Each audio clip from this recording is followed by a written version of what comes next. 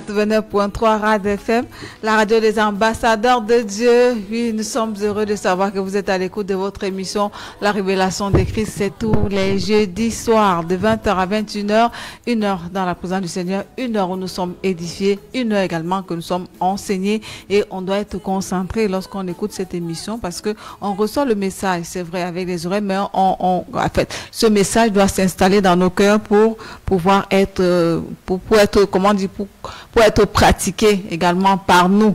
Et ce soir encore, plusieurs personnes seront bénies. Si vous nous suivez via Facebook, s'il vous plaît, partagez la vidéo. Nous remercions tous ceux qui partagent la vidéo chaque jour. C'est également une façon pour vous de pouvoir évangéliser et sauver également le maximum d'âmes possible au Seigneur Jésus-Christ. Voilà, ce soir, vous allez encore partager et vous serez encore bénis. Ce soir, justement, il est là pour nous parler encore, nous édifier et nous enseigner ce soir. Lui, c'est le prophète Daniel Bokam. Permettez-moi de pouvoir le recevoir. Bonsoir, prophète. Bonsoir au peuple de Dieu, bonsoir ma fille, j'espère que tu vas bien. Je vais bien, prophète, et vous? Par la grâce de notre Seigneur Jésus-Christ, je vais toujours bien. D'accord. Voilà, ils sont déjà nombreux qui sont connectés. S'il vous plaît, partagez la vidéo. Partagez la vidéo, permettez également à d'autres personnes, partagez dans les groupes WhatsApp, dans les groupes Facebook, et ces personnes-là seront également bénies au travers de cette émission. On va élever justement la voix pour commander l'émission au Seigneur. Père éternel, Seigneur Jésus, je te rends grâce et je te dis merci pour toutes choses. Je te rends grâce pour ton œuvre, je te rends grâce pour tes bienfaits pour ce peuple.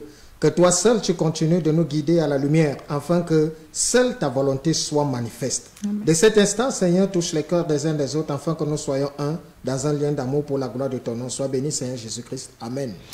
Amen, amen. Voilà, donc c'est votre émission, La Révélation de Christ, c'est tous les jeudis, je l'ai dit, 20h, 21h, 1h dans la présence du Seigneur, et on a deux articulations, deux grandes articulations. On a d'abord l'exhortation et après on aura le message. Mais avant, on va souffler la musique pour les personnes là qui ne sont pas encore prêtes, le temps pour ces personnes de pouvoir s'installer. Je rappelle également que c'est une émission que si vous avez une question à poser, n'hésitez surtout pas par rapport à l'exhortation, par rapport au message. Les numéros sont le 691 62 98 33, 691 62 98 33 ou le 675 48 13 79, 675 48 13 79. Vous pouvez envoyer les SMS pour poser la question. Homme de Dieu, je n'ai pas suivi ceci, qu'est-ce que cela veut dire et tout et tout. N'hésitez surtout pas. On n'appelle pas en direct pour les prières, non, non, c'est juste pour être édifié et être enseigné. Voilà, donc ils sont nombreux, hein, prophètes qui vous suivent un peu partout, certainement. Un petit bonsoir. Ils ne sont pas nombreux pour me suivre, moi, ils suivent le Seigneur Jésus-Christ par l'entremise du Saint-Esprit parce que il n'est nullement question de moi. Je suis envoyé, mandaté par quelqu'un qui est notre Dieu. Et je dis un bonsoir fraternel, filial à toutes les personnes connectées à ce programme, partout dans le monde. Un bonsoir particulier à Maman Marie, bien connectée de l'autre côté d'un Colmassin, et ainsi que tout son staff, Fabriel, Rohan, Kylian, Daniel et tout le reste. Je dis bonsoir à vous, bonsoir. Que le Seigneur soit notre partage. Sans oublier celles qui sont dans le groupe. Vous connaîtrez la vérité et la vérité vous affranchira. D'accord, ils sont nombreux. Voilà, on va juste souffler la musique. On va revenir pour l'exhortation. Soyez prêts. Donc, si vous êtes encore distrait, prenez un bic et un cahier. Pour tout à l'heure, nous allons passer aux exhortations. Mais avant, on va souffler un peu la musique. L'Esprit de Dieu fait descendre sur nous ta présence, ta puissance, afin de toucher les cœurs de ceux qui sont scotchés et qui écoutent leur émission. La Révélation de Christ, c'est tous les jeudis. Voilà, donc inviter le maximum de personnes possible à être toujours connectés chaque fois qu'il est 20h de jeudi. On va prendre notre première articulation, c'est l'exhortation avec l'homme de Dieu, le prophète Daniel Bokam. Gloire à Jésus pour toutes choses. Amen. Gloire à notre Seigneur et gloire à Dieu pour les bienfaits qu'il ne cesse de faire dans vos vies quotidiennement. Parce que je ne cesse de dire, ta vie est un témoignage constant et perpétuel. Pourquoi? Parce que à chaque seconde, il y a des gens qui meurent. Peut-être tu ne prends pas conscience de ces phénomènes.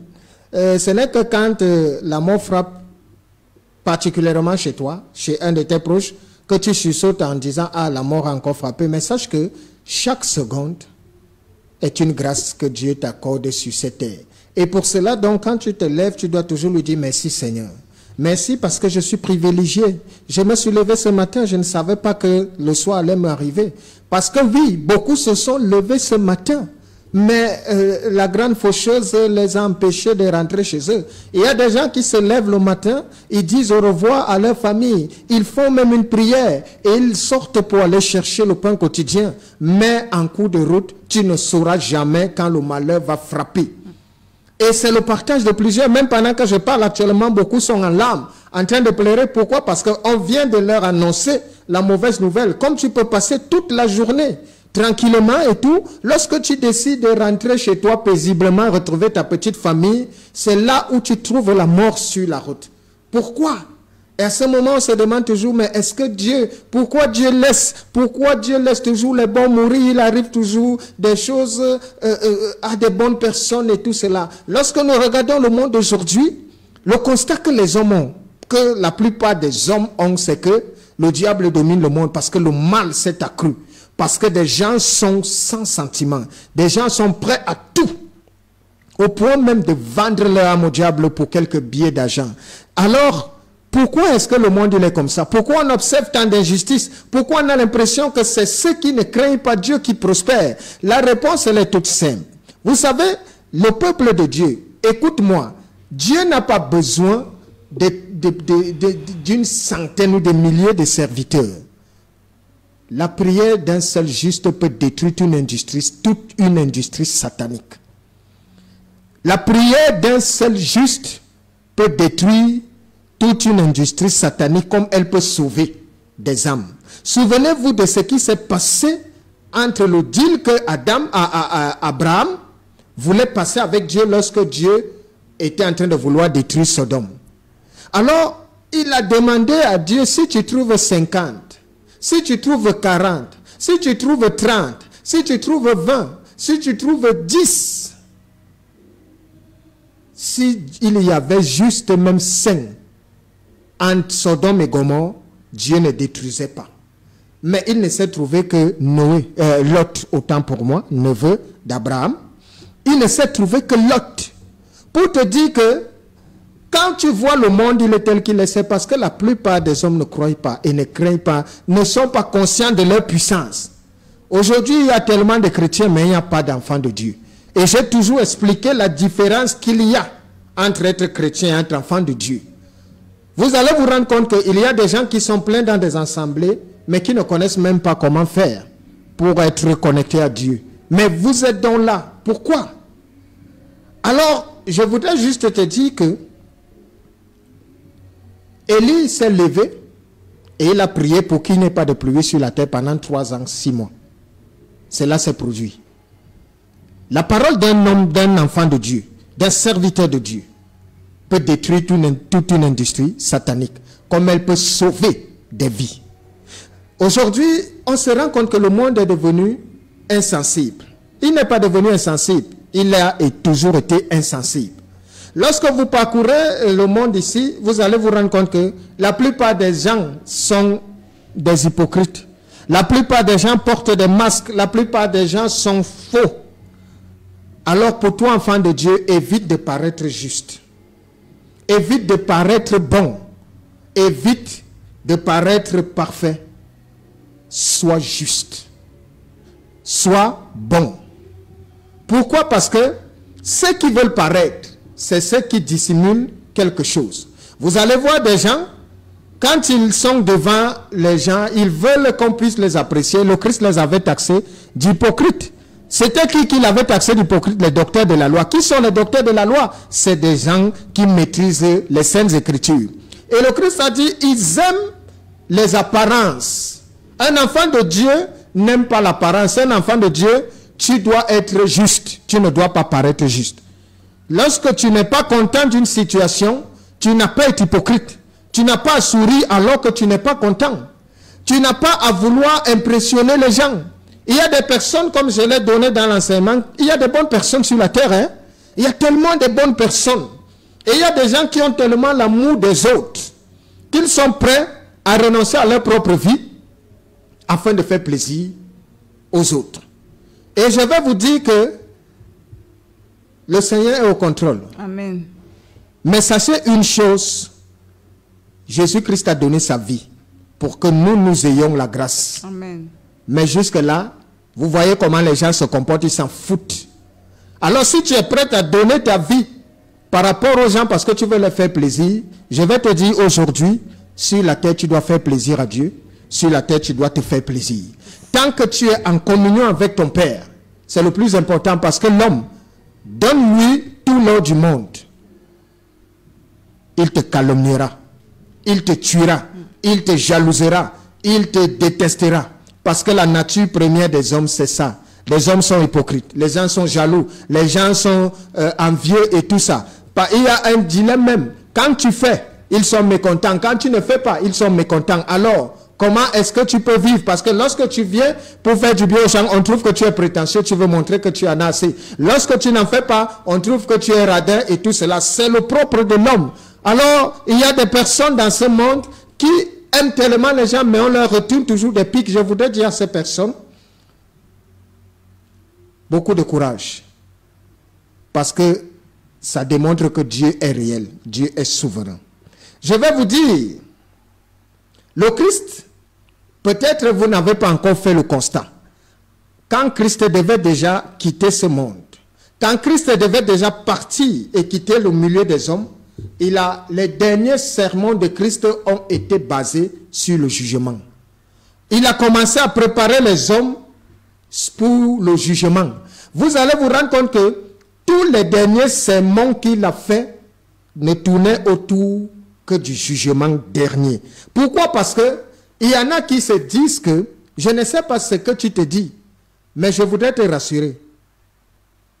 Christ est réel et le jugement est réel. Amen. Tout ce que vous voyez là, il y a un temps que Dieu a prévu où il amènera toute âme en jugement. Par conséquent, arrange-toi à faire la paix avec Dieu. Arrange-toi à être en paix avec Dieu parce que je ne cesserai de te dire, tu ne peux pas prétendre dire que tu sers Dieu sans connaître qui est ce Dieu. Tu ne peux pas prétendre dire que tu aimes Dieu si tu ne connais pas comment ce Dieu procède. Beaucoup ici se retrouvent à se plaindre. Beaucoup ici ne savent pas que lorsque Dieu veut travailler avec toi, la première chose qu'il fera toujours, c'est qu'il t'amène dans le désert.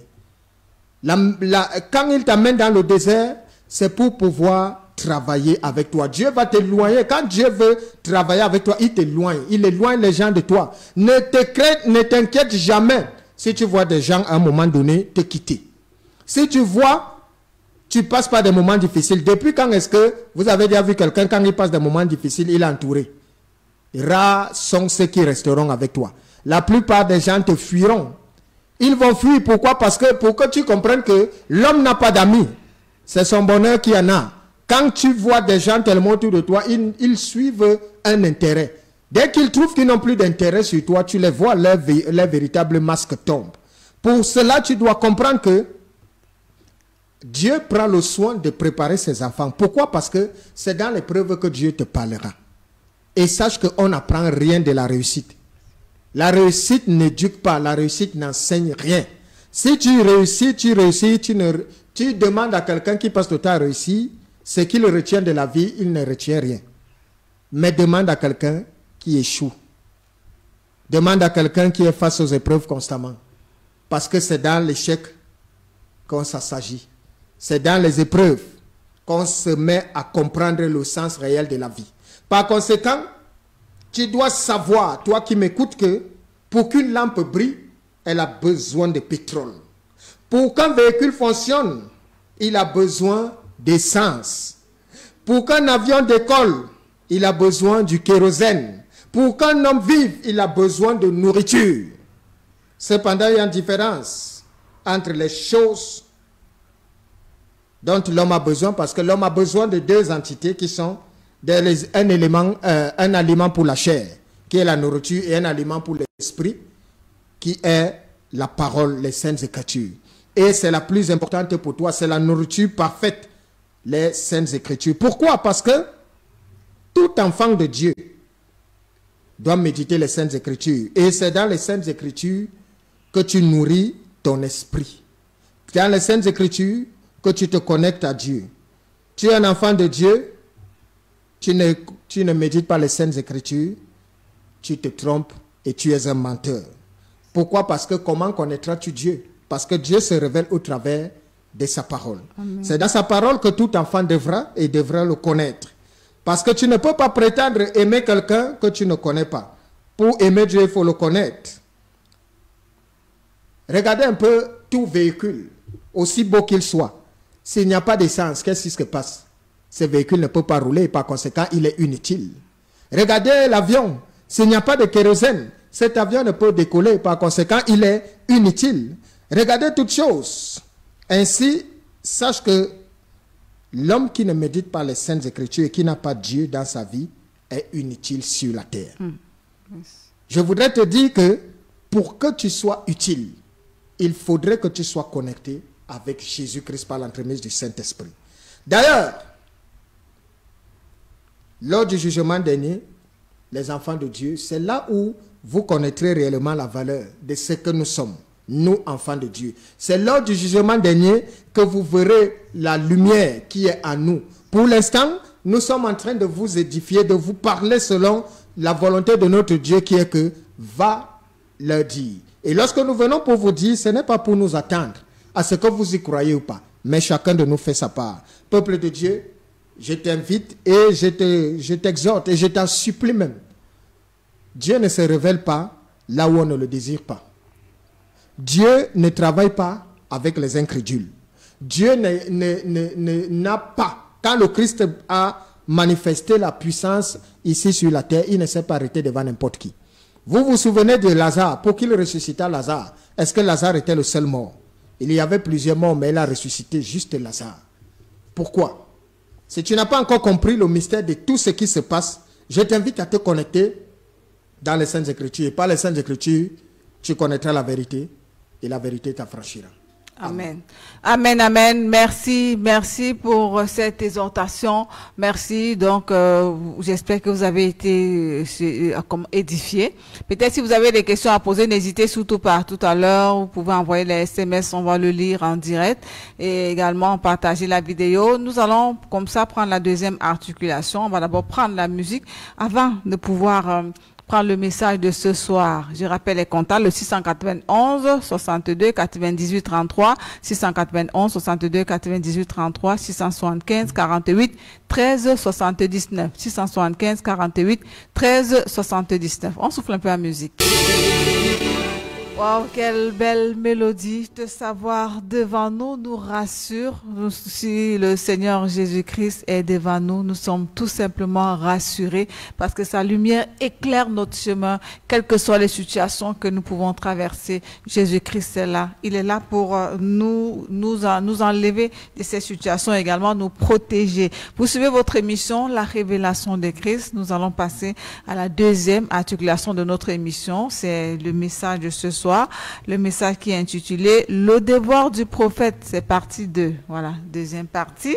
Et prenez vos Bibles dans le livre de 2 Chroniques, chapitre 18.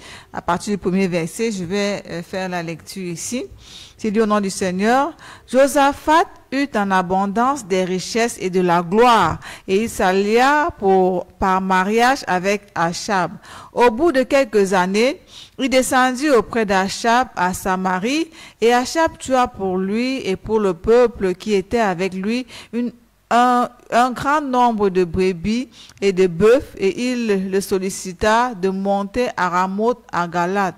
Achab, roi d'Israël, dit à Josaphat, roi de Juda, « Veux-tu venir avec moi à Ramoth en Galate ?» Josaphat lui répondit, « Moi comme toi et mon peuple comme ton peuple, nous irons l'attaquer avec toi. » Puis Josaphat dit au roi d'Israël, « Consulte maintenant, je te prie, la parole de l'Éternel. » Le roi d'Israël rassembla les prophètes au nombre de 400 et leur dit, irons-nous attaquer Ramoth en Galate, ou dois-je y renoncer? Et il répondit, monte, et Dieu la livrera entre les mains du roi. Mais Josaphat dit, n'y a-t-il plus ici aucun prophète de l'Éternel par qui nous puissions le consulter? Le roi d'Israël répondit à Josaphat, il y a encore un homme par qui l'on pourrait consulter l'Éternel, mais je le hais, car il ne me prophétise rien de bon, il ne prophétise jamais que du mal. C'est Michée, fils de Jimla. Et Josaphat dit, que le roi ne parle pas ainsi. Alors le roi d'Israël appela un eunuque et dit, fais venir tout de suite Michée, fils de Jimla. Le roi d'Israël et Josaphat, roi de Juda, étaient assis chacun sur son trône, revêtus de leurs habits royaux. Ils étaient assis dans la place à l'entrée de la porte de Samarie, et tous les prophètes prophétisaient devant eux. Sédécias, fils de Kenana, s'était fait des cornes de fer, et il dit, ainsi parle l'Éternel, avec ses cornes, tu frapperas les Syriens jusqu'à les détruire. Et tous les prophètes prophétisèrent de même en disant, monte à Ramoth en Galate, tu auras du succès, et l'Éternel la livrera entre les mains du roi. Le messager qui était allé appeler Michée lui parla ainsi. Voici, les prophètes d'un commun accord prophétisent du bien au roi. Que ta parole soit donc comme la parole de chacun d'eux. Annonce du bien. Michée répondit, l'Éternel est vivant, j'annoncerai ce que dira mon Dieu. Lorsqu'il fut arrivé auprès du roi, le roi lui dit, Michée, irons-nous attaquer à Ramoth en Galate, ou dois-je y renoncer? Il répondit, montez, vous aurez du succès, et ils seront livrés entre vos mains. Et le roi lui dit, combien de fois me faudra-t-il te faire jurer de ne me dire que la vérité au nom de l'Éternel?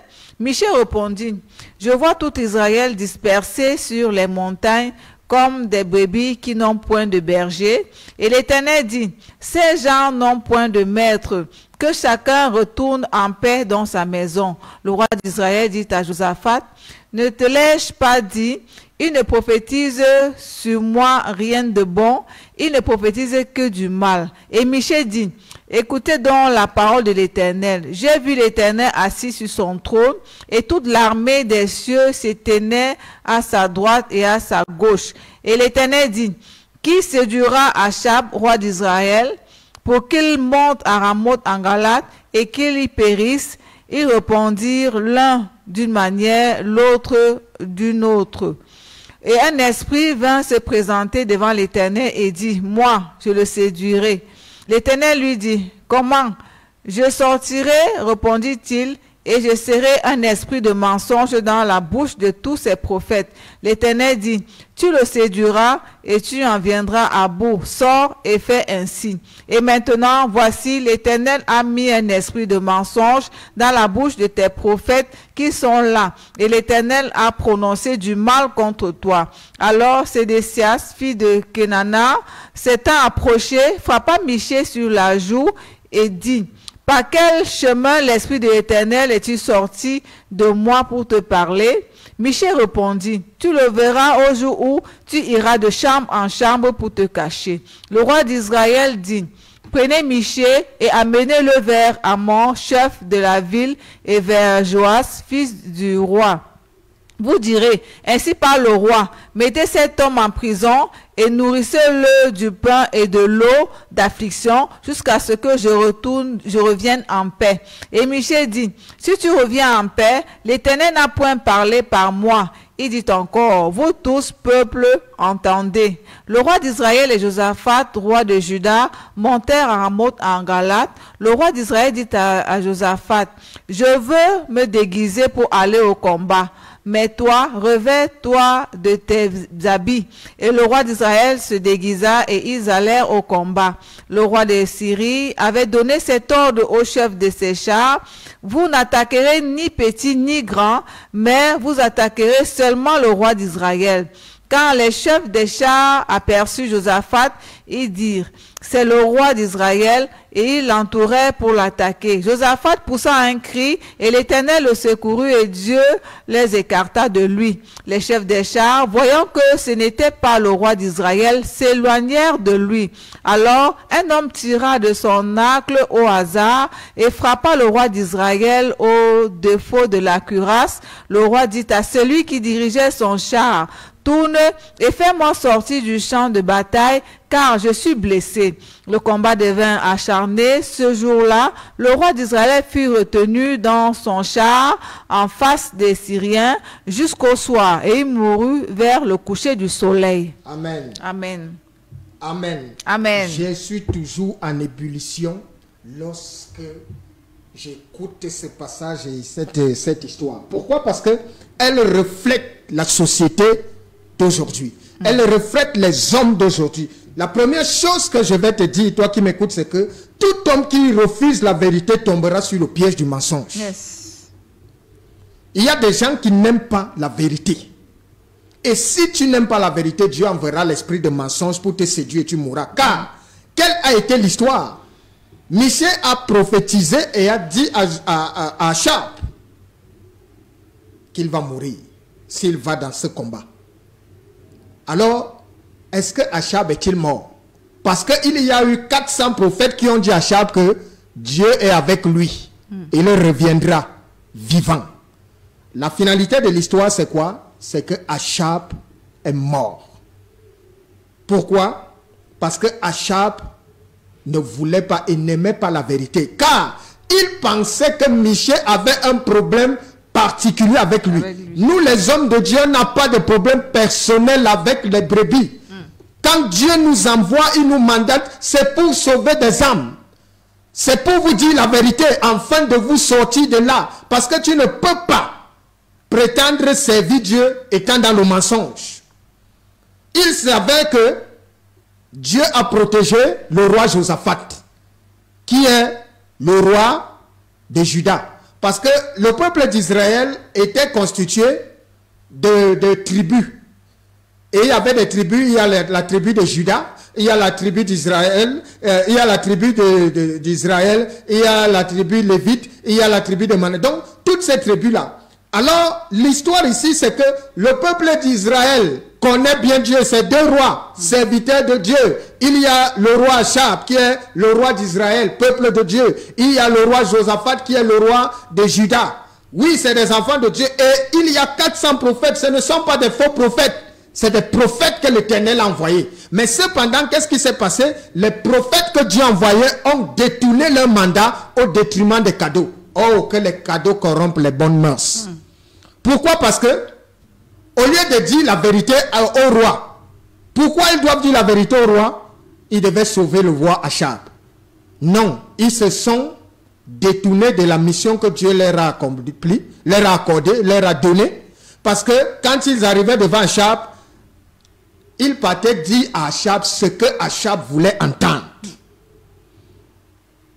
Dieu ne nous envoie pas dire à son peuple ce qu'il va entendre. Dieu nous envoie dire la vérité à son peuple. Quitte à ce que ça leur fasse du bien, que ça leur plaise ou pas, nous devrons dire la vérité en tant que prophète. Amen. En tant qu'envoyé de Dieu. Et c'est pour cela que l'œuvre de Dieu est devenue dangereuse aujourd'hui. Car il y a des incrustés. Il y a des faux prophètes. Il y a...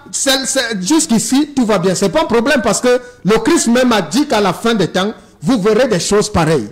Ils viendront nombreux, ces faux prophètes, avec des prophéties et des miracles au point même de séduire des élus si cela était possible.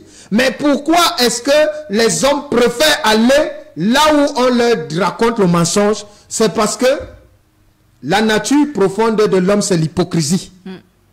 Quand vous commencez à dire la vérité à quelqu'un, il va vous prendre un ennemi. Et pourtant, celui qui te dit la vérité, c'est celui qui t'aime. Même lorsque vous marchez avec entre vous des amis, quand il y a un ami là qui passe le temps à dire la vérité aux autres, on ne va pas l'aimer. On ne va pas t'aimer parce qu'ils vont trouver, ah, tu as montré que tu es saint. Ce n'est pas ça. Si quelque chose ne va pas, accepte qu'on te dise que ce que tu fais mal, c'est pour te sauver. Il y a des gens qui n'aiment pas des conseils. Il y a des gens qui n'aiment pas des critiques. Ils aiment que tout ce qu'ils font, des gens doivent accepter. Et pire encore, pour des dirigeants. Quand un dirigeant est à côté, le rôle de nous, serviteurs de Dieu, c'est de te dire la vérité pour que tu reviennes à la route. Parce qu'à n'importe quel moment, Dieu peut te détruire. Yes. Et la responsabilité nous incombe. Pourquoi? Parce que quand il nous envoie, on vient pour vous dire la vérité, quitte à ce que vous y croyez pas. Mais moi, je t'ai déjà dit ma vérité. Or, les 400 prophètes sont en train de faire plaisir à Achab parce qu'ils leur donnent des cadeaux et parce qu'ils ont peur. Alors, voilà le partage, voilà le tableau aujourd'hui. j'observe et je regarde les faits de société. Vous savez, j'ai un cœur meurtri. Quand je regarde aujourd'hui comment l'œuvre de Dieu se comporte, je vais parler même par exemple, je commence par l'église presbytérienne camerounaise. Voilà un danger potentiel. Les brebis à l'église, à l'EPC, sont en divagation. Ils sont abandonnés à leur propre sort. Pourquoi? Parce que les pasteurs ne sont plus là pour se soucier ou s'occuper des bergers. Leur problème, c'est l'argent. Leur problème, c'est le pouvoir. Aujourd'hui, vous voyez comment ça devient ridicule de vous marier. Paul a dit qu'il ne se mariait pas. Ce n'est pas un ordre que Dieu lui a donné. Quand Paul a dit, je ne me marie pas, il a assumé jusqu'à la fin. Alors si on veut prendre exemple, ou bien on veut imiter un idéal, vous ne pouvez pas vous lever, vous dites que vous faites un peu de chasteté, que vous ne vous mariez pas, mais par derrière vous avez des enfants. C'est la malédiction. C'est pour cela que vous voyez, quand une femme se lève, elle va avoir des enfants, soit avec des prêtres, qui ont fait un vœu de chasteté. Je parle sous le contrôle de toutes ces personnes. Vous êtes maudits. Les enfants qui naissent de là sont connectés à la malédiction. Vous-même, votre vie est hypothéquée par la malédiction. Ce n'est pas parce que c'est la puissance des hommes de Dieu. Non. Ce n'est pas une puissance. C'est la malédiction qu'ils ont eux-mêmes déclenchée en faisant un vœu. Lorsque tu es devant la face de Dieu, tout ce que tu déclares, fais attention à ce qui te sort de la bouche. Alors, le problème est que nous qui disons être des envoyés de Dieu, comment se fait-il que nous devenons à être les bourreaux pour les brebis? Aujourd'hui, les brebis ne savent pas à quel sens se vouer. Aujourd'hui, l'esprit de mensonge est entré dans l'œuvre de Christ. Pourquoi? Parce qu'il y a le faux qui s'est mêlé au vrai. Jusque-là, ce n'est pas un problème. Mais sachez que, à la fin de toutes choses, lorsque vous dites du mensonge à quelqu'un et qu'il se retrouve à mourir comme Achab est mort, la mort d'Achab reposera sur les faux prophètes qui lui ont prophétisé le mensonge. Et non seulement ces faux prophètes, vous aussi, les prophètes qui lui avaient prophétisé, vous allez porter et sa peine et votre peine. Comme pour dire quoi? Comme pour dire que on ne joue pas avec Dieu. Dieu, aujourd'hui, quand on parle de Dieu, la plupart des hommes méprisent Dieu. Mais quand je le dis souvent, des gens disent non, pourquoi prophète ci ou ça? Je vais vous dire, peuple de Dieu, Dieu est dangereux. Peut-être vous ne savez pas ou bien vous blaguez. Quand Dieu t'envoie, te donne un mandat et te dit, va le dire. Bien-aimé, ne t'amuse jamais avec ce mandat que Dieu te donne. Parce que si tu vas te pervertir, si tu vas sortir de là, il ne te frappera pas là sur le coup. Hein. Dieu, lui, nous laisse le temps. Souvenez-vous du vieux prophète. L'histoire du vieux prophète.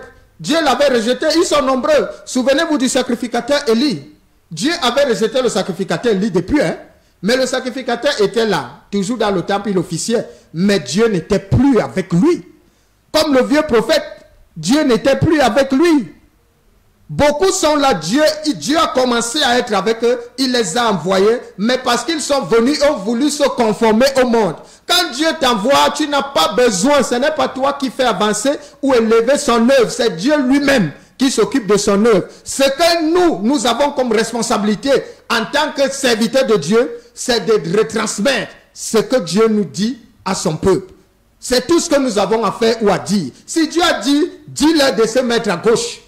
Dis et ne t'attends pas à ce que des gens y croient ou ils n'y croient pas. Va et dis-le simplement. Pourquoi? Parce que s'il s'avère, regardez l'histoire avec Ninive, quand Dieu envoya Jonas. Quand Dieu envoyait Jonas, c'est parce qu'il était sur le point de détruire Ninive. Mais il a dit à Jonas que je vais les accorder du sursis. Or, cependant, Jonas a refusé parce qu'il estimait que Ninive n'avait pas droit à une seconde chance. Mais Dieu lui a dit non, il faudrait, va quand même leur dire. Maintenant, à partir de ce que tu vas leur dire, s'ils écoutent, je vais les sauver. S'ils refusent, alors la condamnation sera effective. Et quand Jonas est finalement arrivé à Ninive, qu'est-ce qui s'est passé? Le peuple s'est repenti.